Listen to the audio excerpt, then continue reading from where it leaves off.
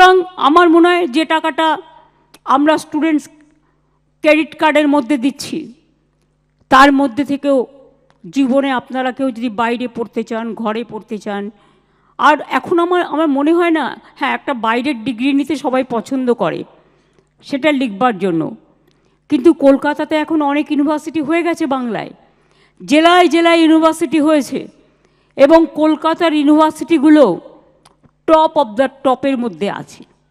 আমি আজকে আপনাদের সকলকে এর জন্য অভিনন্দন জানাই।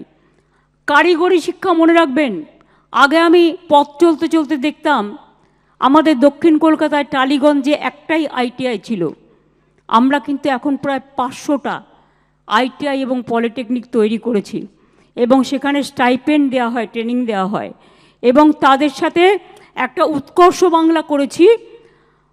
আমাদের পলিটেকনিক আইটিআই সাথে ইন্ডাস্ট্রিকে যোগ করে, যারা যেটা ট্রেনিং নিচ্ছে কোনো ইন্ডাস্ট্রি যদি লোক চায় সে ওখান থেকে নিতে পারে, উৎকর্ষ বাংলা থেকে। উৎকর্ষ বাংলা থেকে 47 লক্ষ আমাদের কারিগরি শিক্ষা ও ট্রেনিং পেয়েছে, তার মধ্যে 10 লক্ষ ছেলেমেয়েদের চাকরি ইতিমধ্যেই হয়ে গেছে, এবং আরও আছে, সেটা প্রসেসে আছে আরও কয়েক লক্ষ। সুতরাং কারিগরি শিক্ষাতেও যারা অনেকে মনে করেন যে আমার হয়তো পড়াশোনায় মন নেই, তারা কারিগরি শিক্ষা নিয়ে তারাও কিন্তু সুযোগ পেতে পারেন। আমাদের এখানে ফ্যাশন স্কুলও হয়েছে, আহরণ দুর্গাপুরে কলেজ, ইনস্টিটিউট, হোটেল ম্যানেজমেন্ট, এগুলোও সব আমরা করে দিয়েছি। আমি অনেক মিটিংয়ে বলেছি, আবার বলছি, আমার বাড়িতে একটি ছোট্ট মেয়ে ছোটোবেলা থেকে ছিল, আমি এদের মানুষ করি, করে চাকরি টাকরি দিয়ে দিই, বিয়েটি দিয়ে দিই, এভাবে আমি অনেকগুলো ছোটো ছোটো মেয়েকে মানুষ করে দিয়েছি। তো আমার বাড়িতে একজন ছিল, একদিন দেখি তার মেয়েকে খুব মারছে। আমি বললাম, তুই কেন মারছিস? বললো, ও বলছে গ্র্যাজুয়েশনে আর্টস নিয়ে পড়বে না, ও বিয়ে পড়বে না। তাই আমি বললাম, ও কী পড়তে চায়?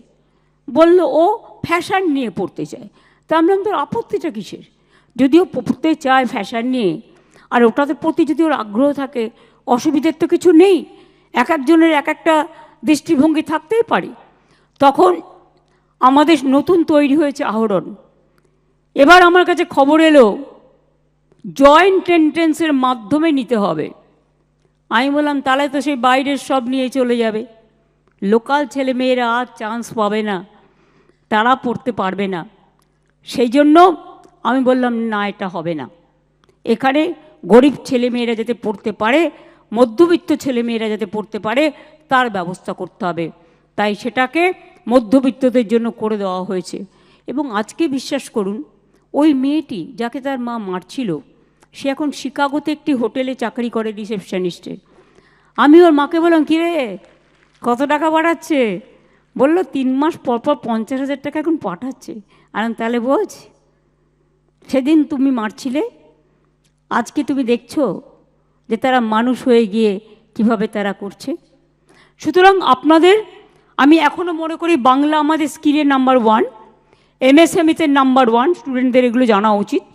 ঐক্যশ্রীতে আমরা নাম্বার 1, আমাদের স্টুডেন্টসরা খুবই ভালো রেজাল্ট করে, এবং যারা অল ইন্ডিয়া এআইটিটি 11 জন অল ইন্ডিয়া টপারকে, ন্যাশনাল স্কিলের 3 জন প্রাইজ উইনারকে আমরা ফেলিসিটেট করলাম। ওরা বাংলার মুখ উজ্জ্বল করেছে। শুধু জানবার জন্য বলছি, মনে রাখবেন কন্যাশ্রী কত আছে এখন জানেন? আমার 89 লক্ষ এখন পর্যন্ত। আমি চাই এটা 1 কোটি ছাড়িয়ে যাক। খরচ হয়েছে কত? 15,000 কোটি টাকা, জাস্ট জানবার জন্য। সবুজ সাথী আমার আছে 1,27 লক্ষ। এবছরও যারা সাইকেল পাবে, সাইকেল রেডি হয়ে গেছে। আমি আলিপুরদুয়ারে যখন যাব সেই দিন থেকে স্টার্ট করব, এই মাসের লাস্টের থেকেই আমরা দিতে শুরু করে দেবো স্কুলগুলোতে। ঐক্যশ্রী মাইনরিটি স্কলারশিপ 4,15 লক্ষ। খরচ হয়েছে কত? 8,936 কোটি টাকা। শিক্ষাশ্রী 1,39 লক্ষ। খরচ হয়েছে কত? 1,063 কোটি টাকা। মেধাশ্রী 6,68,000, 53,43 লক্ষ টাকা খরচ হয়েছে। আমি টাকার কথা বলছি না, স্বামী বিবেকানন্দ মেরিটস কাম মেরিট স্কলারশিপ 32,60,000 ছেলে মেয়ে পায়। স্টুডেন্টস ক্রেডিট কার্ড 81,000-এর বেশি অলরেডি পেয়ে গেছে যারা অ্যাপ্লাই করেছে। বিনামূল্যে স্কুলের বই, ড্রেস, জুতো, ব্যাগ 18 কোটি দেওয়া হয়েছে। তরুণের স্বপ্ন মানে ক্লাস, এখন মনে হয় কোন ক্লাসে দিচ্ছি এখন? 11 ক্লাসে। আগে আমরা 12 ক্লাসে দিতাম, কিন্তু আমি বললাম 12 ক্লাসে দিয়ে লাভ নেই, তখন ওরা গ্র্যাজুয়েশনে চলে যাবে। তার আগে 11 ক্লাসে যদি আমরা দিই, তাহলে 11-12 দুটো ক্লাস ওরা এটা অ্যাডভান্টেজ নিতে পারে।